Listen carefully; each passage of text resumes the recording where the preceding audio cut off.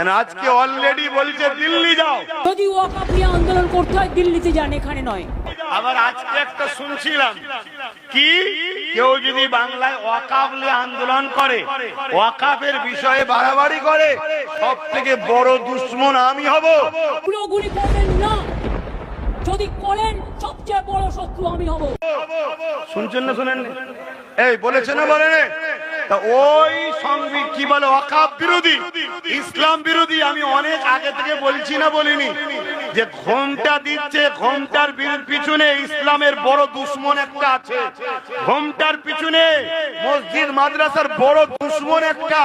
নবী পাক সাল্লাল্লাহু আলাইহি ওয়াসাল্লাম তাই বললেন, প্রকাশ্য দুশমন আমার উম্মতের ক্ষতি করতে পারবে না, আমার উম্মতের ক্ষতি করবে ছদ্মবেশী বন্ধু সুরাতে দুশমন যারা কেন্দ্রে যে বসে আছে, আমাদের প্রকাশ্য দুশমন।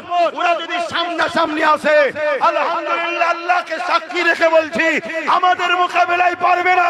কিন্তু এই গাদ্দার গুলোকে দিয়ে আমাদেরকে বেঁধে ফেলছে ওরা। তাই এই মুনাফিক চেনা দরকার আছে না নাই? জোরে বলুন, আছে না নাই?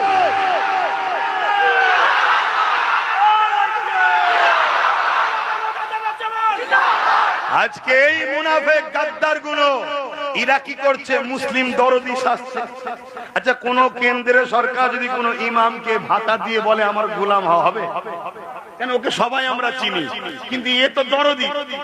ইফতারে চলে আসে, মসজিদে চলে যায়, হুট হাট যেখানে সেখানে ঢুকে ফেলছে, পাক পবিত্রের জ্ঞান নেই, যেখানে সেখানে ঢুকে পড়ছে। পাওয়ার আছে, ক্ষমতা আছে, ফেরাউন তো যা খুশি তাই করছে। আর এর পাল্লায় আজকের আব্দুল্লাহ ইবনে উবাই মুনাফিক, দাড়িওয়ালা টুপিওয়ালা নামাজি মোল্লা মুলি সাহেব, এর পয়সায় বিক্রি এর কাছে। যেমন আকবর কোরআনের বিরুদ্ধে একটা কিতাব বার করেছিল, জানেন?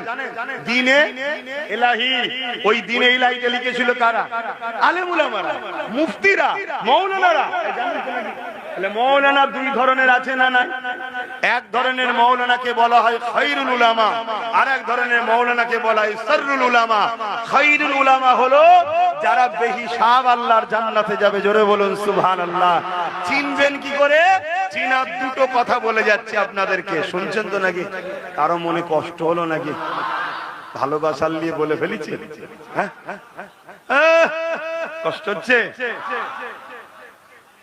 খুব মন দিয়ে শোনেন, ভালো উলামার বৈশিষ্ট্য দুটো বলে যাচ্ছে। নাম্বার ওয়ান, মুখ যখন খুলবে কে কষ্ট পাচ্ছে দেখবে না, আল্লাহ ও রসুলকে খুশি করার জন্য কথা বলবে। জোরে বলুন সুবহানাল্লাহ। দ্বিতীয় নম্বর